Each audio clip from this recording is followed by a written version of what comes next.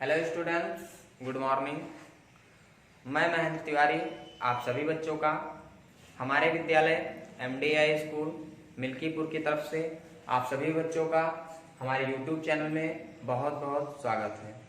तो बच्चों, इंग्लिश में प्रोज सेक्शन में जो फर्स्ट लेसन था टॉम सॉयर, इसको आप लोगों ने पिछली वीडियो में पढ़ा और इसकी जो एक्सरसाइज है उसको हम 4 पार्ट में बनाकर आप लोगों के पास भेज रहे हैं। पार्ट 1 और पार्ट 2 में केवल आप लोगों को कंप्रीहेंशन पैसेज, यानी कि जो पैसेज ऊपर लिखा रहता था जिसके नीचे प्रश्न दिए रहते थे उसी में से उत्तर ढूंढकर लिखना था, उसे कंप्रीहेंशन पैसेज बोलते हैं। पार्ट 1 और पार्ट 2 में हमने आप लोगों को कंप्रीहेंशन पैसेज करवाया। अब आज बारी है पार्ट 3 की।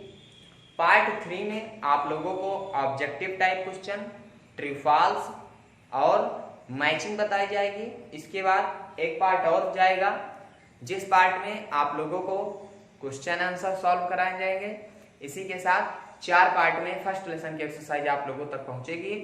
आप लोग बराबर एक्सरसाइज को अपनी कॉपी में नोट करते रहिए और ध्यान से समझिए। तो चलिए स्टार्ट करते हैं। आज पार्ट 3 की एक्सरसाइज में सबसे पहले, जैसा कि हमने बताया, सबसे पहले आप लोगों को समझना है ऑब्जेक्टिव टाइप क्वेश्चन। आप लोगों की राजीव प्रकाशन की बुक में D नंबर एक्सरसाइज करके है जिसका नाम है objective type question. Exercise A number और B नंबर में आप लोगों को कंप्रीहेंशन पैसेज मिलेगा और एक्सरसाइज C नंबर में A B हम करा चुके हैं। C नंबर एक्सरसाइज में क्वेश्चन आंसर है जिसको हम अगले वीडियो में भेजेंगे। उससे पहले आप लोग एक्सरसाइज D नंबर देखिए। इसमें जो है सबसे पहली चीज है objective type questions. Objective type questions बच्चों क्या होते हैं? जैसे हम लोग हिंदी में पढ़ते थे कि एक प्रश्न के कई जो है दिए रहते थे उत्तर, तो हमको उसमें से सही उत्तर को लिखना रहता था। उसी प्रकार से ये जो ऑब्जेक्टिव टाइप क्वेश्चन है, इसमें एक प्रश्न दिया रहेगा। हिंदी में इसको बहुविकल्पीय प्रश्न बोलते हैं।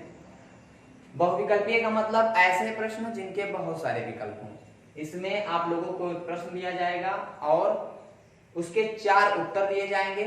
आप लोगों को सही उत्तर पर सही का निशान लगाना है। तो चलिए स्टार्ट करते हैं आपकी बुक से। पहला क्वेश्चन है when मीन्स जब, आंट ओली लुक्ड बिहाइंड हर, जब मौसी पोली जी ने बिहाइंड हर अपने पीछे देखा तो टॉम ने क्या किया। जब मौसी जी टॉम को मारने वाली थी तो टॉम ने मौसी जी से कहा कि मौसी जी अपने पीछे देखिए, और जब टॉम ने पीछे देखा तो क्या किया था बच्चों? टॉम जो है 4 ऑप्शन दिए जा रहे हैं। Rushed out of the house, घर से बाहर की तरफ भागा। Option B sat silently in the house, शांति से घर में बैठ गया। Option C began to cry, चिल्लाना शुरू कर दिया। ऑप्शन डी स्टार्टेड वीपिंग, रोना शुरू कर दिया। ये 4 ऑप्शन है। घर से बाहर भागा, घर में शांति से बैठा, रोने लगा और चिल्लाने लगा।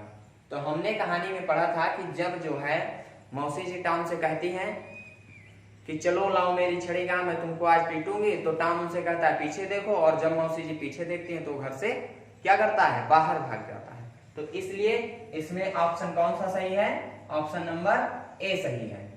ऑप्शन नंबर ए सही है। ही र्यूस्ड आउट ऑफ द हाउस, वह घर से बाहर की तरफ भागा। इसके बाद दूसरा क्वेश्चन है टॉम वाज हर।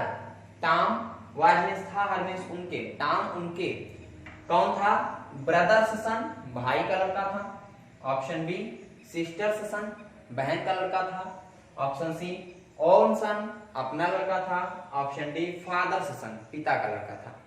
तो इसमें टॉम जो है हम लोगों ने कहानी में पढ़ा था कि टॉम जो है मौसी जी के जो पोली मौसी थी उनकी बहन का लड़का था। तो इसलिए इसमें ऑप्शन बी सही है, सिस्टर्स सन। आप लोग कॉपी में इसी प्रकार से लिखेंगे।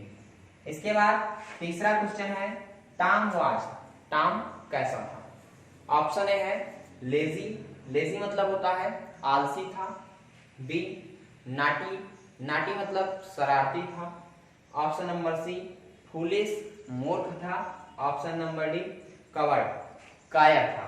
तो यहाँ पर होगा टॉम जो है ऑप्शन नंबर बी, टॉम जो है एक शरारती लड़का था। इस प्रकार से आपकी जो एक्सरसाइज है डी नंबर में वो पहले थी ऑब्जेक्टिव टाइप क्वेश्चन, जिसमें 3 प्रश्न थे, तीनों प्रश्न आप लोगों को करा दिए गए। इसके बाद अगले प्रश्न पर आपसे फिर मिलते हैं।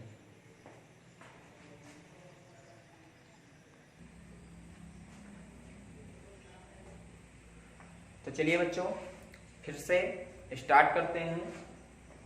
आपकी जो डी नंबर एक्सरसाइज थी उसमें जो है अभी तक आप लोगों ने टिक द ऑप्शन पढ़ा, यानी कि एक प्रश्न के 4 उत्तर दिए जाते थे जिसमें सही उत्तर पर आप लोगों को निशान लगाने थे। आगे जो है जैसे आप लोग हिंदी में सत्य और असत्य कथन पढ़ते थे, जैसे कोई बात सत्य रहती थी कहानी पढ़ने के बाद तो हम उसके सामने सही या गलत का निशान लगाते थे, उसी प्रकार जो है इंग्लिश में आप लोग पढ़ेंगे ट्रू एंड फॉल्स। ट्रू सबसे पहले जान लीजिए TRUE, ट्रू। ट्रू का मतलब होता है सही, सही कहिए या कहिए सत्य। और दूसरा होता है FALSE, फॉल्स। फॉल्स का मतलब होता है गलत। ठीक है, तो आप लोगों को ट्रू मतलब चाहे सही कहिए चाहे सत्य कहिए, और फॉल्स मतलब होता है गलत। आपको लाइनें दिखाई दे रही हैं 1 2 3 4 5 नंबर करके। इसमें इन लाइनों को आपको पढ़ना है और कहानी से समझना है। अगर सही है तो आगे सही का निशान लगाना है, गलत है तो गलत का निशान लगाना है, और चाहे तो आप ट्रू अथवा फॉल्स भी लिख सकते हैं। ठीक है, तो चलिए स्टार्ट करते हैं। सबसे पहले पूछा जा रहा है पहला नंबर एक्सरसाइज में कि टॉम्स पेरेंट्स, हमने बताया था एपोस्ट्रोफी लगाने के बाद, टॉम्स पेरेंट्स, टॉम के माता पिता आर डेड, मर गए थे या जीवित थे। इसमें कह रहा है टॉम के पेरेंट्स आर डेड, टॉम के माता पिता मर गए थे। अब आप लोगों ने कहानी में क्या पढ़ा था कि टॉम के माता पिता मर गए थे कि जीवित थे? टॉम के माता पिता मर गए थे, तो इसलिए ये बात क्या है, इसलिए ये बात सही है। तो इसमें हम सही का निशान लगा देते हैं। चाहे तो आप लोग यहाँ कॉपी में ट्रू भी लिख सकते हैं। ठीक है, इसके बाद देखिए दूसरा, ही इज ऑलवेज, ऑलवेज मतलब हमेशा, अप टू सम मिस्चीफ्स, वो हमेशा कुछ ना कुछ गलतियां करता रहता था। तो टॉम आप लोगों ने कहानी पढ़ा था, ही ऑलवेज मेक सम मिस्चीफ्स, वो हमेशा कुछ ना कुछ गलतियां करता रहता था। तो ये वाला ऑप्शन भी सही है। इसी प्रकार तीसरा देखिए, aunt Polly never wanted to punish Tom, aunt Polly Tom को मारना नहीं चाहती थी। तो ये बात सही है कि गलत है? कहानी में हमने पढ़ा था कि मौसी पोली जी टॉम को प्यार तो करती थी, प्रेम तो करती थी, लेकिन वो नहीं चाहती थी कि टॉम जो है शरारती लड़का बने, दुष्ट बने, इसलिए वो टॉम को कभी कभी मारती थी। तो इस कहानी में होगा, इस ऑप्शन इसका होगा कि aunt Polly never wanted to punish Tom, aunt Polly never wanted, कभी टॉम को मारना नहीं चाहती थी। तो ये बात गलत है, क्योंकि आंट पोली चाहती थी उसको दंड देना जिससे वो शरारती ना बने। तो इसमें हम गलत का निशान लगाएंगे। इसके बाद आंट पोली ऑलवेज लव टॉम, मौसी पोली जी हमेशा टॉम से प्रेम करती थी। अब इसमें आपको बताना है, आंट पोली ऑलवेज लव्ड टॉम, मौसी जी हमेशा टॉम से प्रेम करती थी।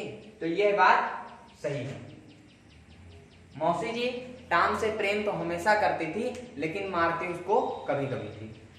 तीसरा देखिए, चौथा ऑप्शन देखिए आप लोग, पांचवा, Tom was not very clever, Tom चालाक लड़का नहीं था।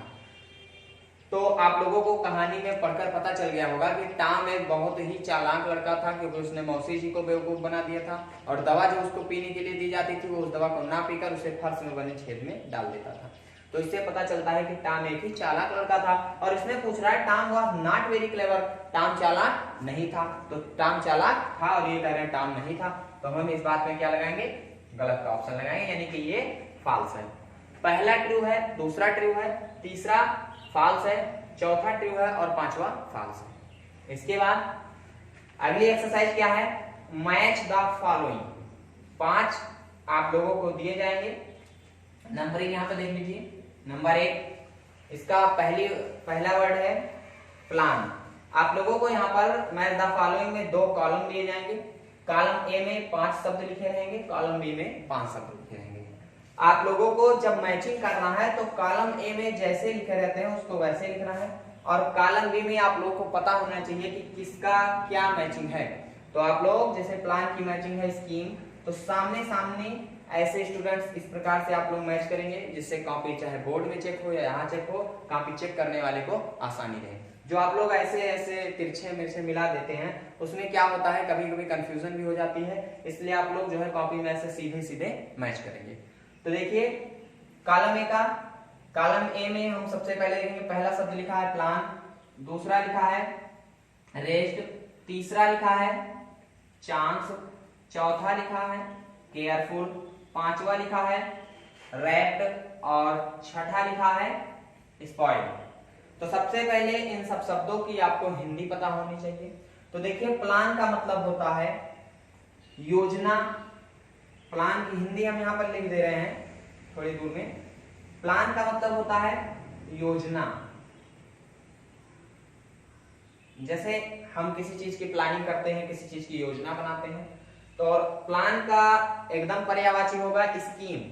जैसे हम लोगों को स्कीम मिलती है बोर्ड के पेपर में, तो एक योजना के अनुसार पेपर होता है कि भाई इस तारीख को ये पेपर है, इस तारीख को, इस डेट को ये पेपर है, जो डेट शीट मिलती है। तो उसी प्रकार से प्लान का मतलब होता है योजना, योजना का मतलब होता है स्कीम। दूसरा है रेस्ट, रेस्ट का मतलब होता है उठाना।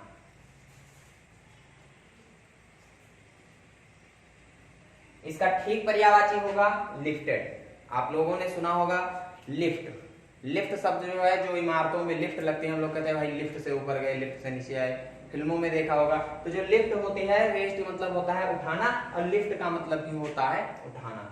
तीसरा है चांस, चांस का मतलब होता है मौका, चांस का मतलब मौका, और अपॉर्चुनिटी का मतलब होता है मौका। तो चांस को हम मिलाएंगे अपॉर्चुनिटी में। जैसे हिंदी में हम लोग जैसे जल लिखा हो एक तरफ पानी लिखा हो, तो बात तो दोनों एक ही है, शब्द तो दोनों एक ही है, मतलब तो दोनों एक ही है, तो शब्द भले अलग अलग हैं, सॉरी, तो हम लोग उसकी जो है जो अर्थ है उसको हम लोग सामने सामने मैच करेंगे।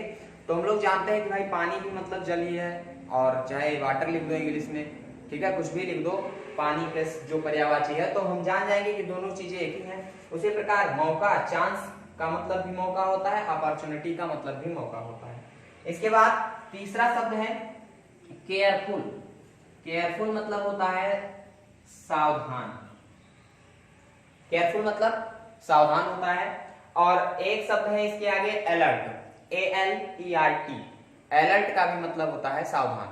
तो हम केयरफुल को सावधान, जो अलर्ट है, इससे हम लोग मैच करेंगे। इसके बाद जो है अगला शब्द है रेड, रेड मतलब होता है ढकना, रैप्ड मतलब होता है ढकना। इसके सामने एक शब्द है कवर्ड, कवर्ड का मतलब हम लोग बुक पर कवर चढ़ाते हैं, तो क्या होता है बुक के जो पहले और आखिरी जो दफ्ती रहती है, जो मेन पेज रहता है, वो ढक जाता है। उसी प्रकार समझिए कवर से कि कवर का भी मतलब होता है ढकना, और रैप्ड का मतलब होता है लपेटना या ढकना। इसके बाद स्पॉइल का मतलब होता है नष्ट करना, बर्बाद करना।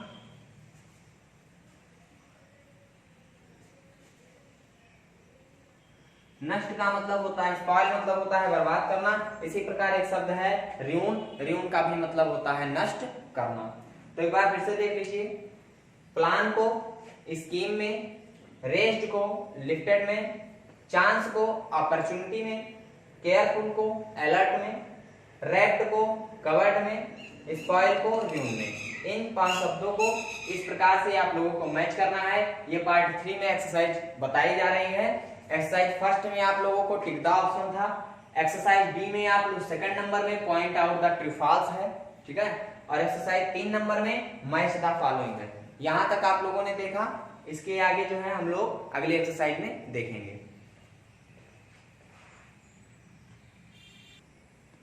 तो चलिए स्टूडेंट्स, अब पार्ट 3 जो एक्सरसाइज थी ये आप लोगों की कंप्लीट हो चुकी है।